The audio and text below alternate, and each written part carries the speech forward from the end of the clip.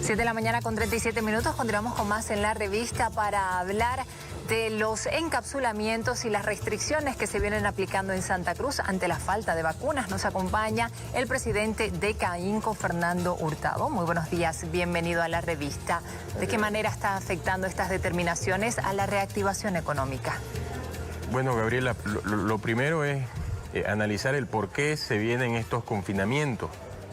Y obviamente la idea es tratar de aplanar la curva, evitar los contagios. Pero tenemos que mirar un poquito qué fue lo que sucedió el año pasado cuando se empezaron a plantear estos encapsulamientos rígidos. Y lo que se ve en la estadística es que el impacto que tienen los encapsulamientos y las restricciones horarias al final no son lo que se espera, ¿no? Eso es lo que se ha visto el año pasado.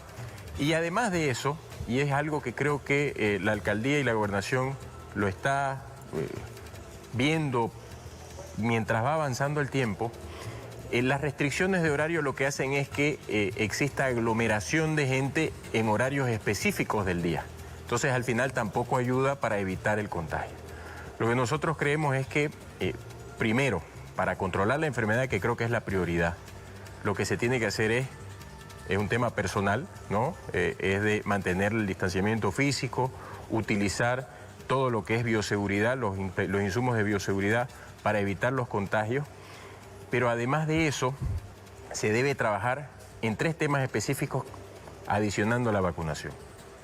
1, bioseguridad. 2, el tema de la detección temprana con una medicación oportuna para los pacientes que tengan COVID. Y tercero, la vacunación masiva. Eso es fundamental. Entonces, ¿por qué doy todo este preámbulo, Gabriela? Porque vamos a entrar y salir de confinamiento y la historia nos dice de que no es la solución definitiva para contener la enfermedad. La solución definitiva viene por esos 3 puntos que le comenté: pruebas rápidas, pruebas oportunas, medicación oportuna y vacunación masiva. Entonces, mientras no vayamos a una vacunación masiva, va a ser muy difícil que entremos a una reactivación económica completa. Los transportistas y comerciantes han dicho que dejan de generar o de mover 200 millones de bolivianos por un día de encapsulamiento. ¿Cuál es el cálculo general que tiene la CAINCO? Más que un cálculo económico de impacto, porque hay un impacto fuerte, sobre todo cuando es fin de semana y feriados, que hay rubros que viven su pico de la semana, del mes, son los fines de semana y los feriados. Entonces se ven muy afectados el gastronómico, el turismo, el transporte que usted menciona, Gabriela. El problema es que no se generan, y lo hablábamos el mes pasado, no se reactiva el empleo. Cuando estos sectores no empiezan a movilizarse nuevamente, se deja de reactivar el empleo, se limita el consumo. Fíjese este círculo vicioso que sucede. Se limita el consumo porque la gente no tiene con qué gastar, no tiene ingresos, por ende no gasta, se afecta a las empresas y por más que no tengamos confinamiento, a corto plazo lo que vamos a tener es ese círculo vicioso donde no hay consumo, no se mueve el empleo, es decir, no tiene ingresos las empresas de cualquier rubro, formal o informal, y por ende tampoco contrata, no tiene consumo, es un círculo vicioso. Entonces, hay un problema de fondo aquí, Gabriela, que es que no estamos logrando reactivar el empleo y las restricciones no están ayudando para esa reactivación. ¿Cuáles son entonces los principales sectores afectados? Tenemos el turismo y toda la cadena que implica el turismo. Los hoteles todavía están sufriendo bastante, el transporte interprovincial está afectado.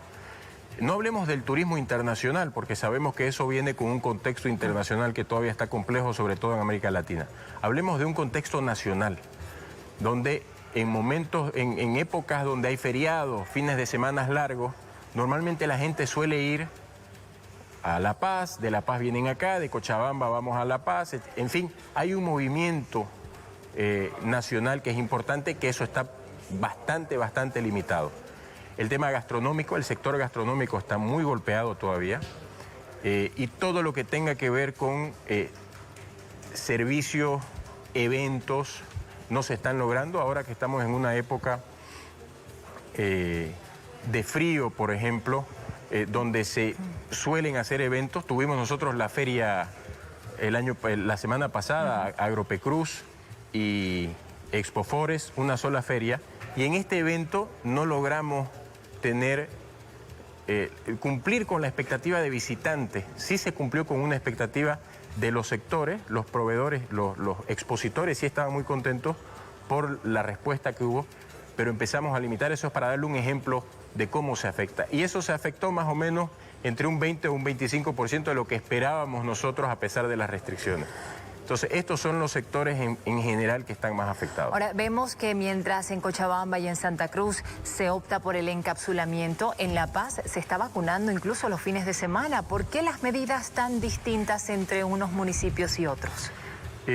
Gabriela, nosotros cuando empezamos a conversar con el CEDES, hace unas 3 semanas más o menos, para ver cómo apoyar en la vacunación, hicimos 2 propuestas. Dos propuestas muy puntuales. La primera era el centro de vacunación que se abrió en Fexpocruz.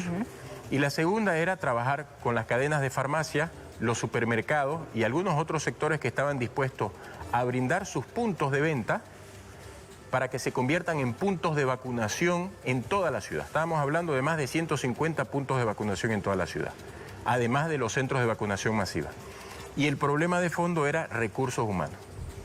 Entonces, cuando no se cuenta con suficientes recursos humanos, porque estas vacunas las tiene que colocar personal autorizado por el CEDES, es que empezamos a tener estas restricciones de tiempo, y lo ideal sería que estemos vacunando 24 horas al día, los 7 días de la semana. Pero eso, ¿competencia de qué autoridad sería? Poner los recursos humanos. Eso es competencia de la gobernación y de la alcaldía, obviamente siempre y cuando tengan los recursos que vienen del Ministerio de Salud.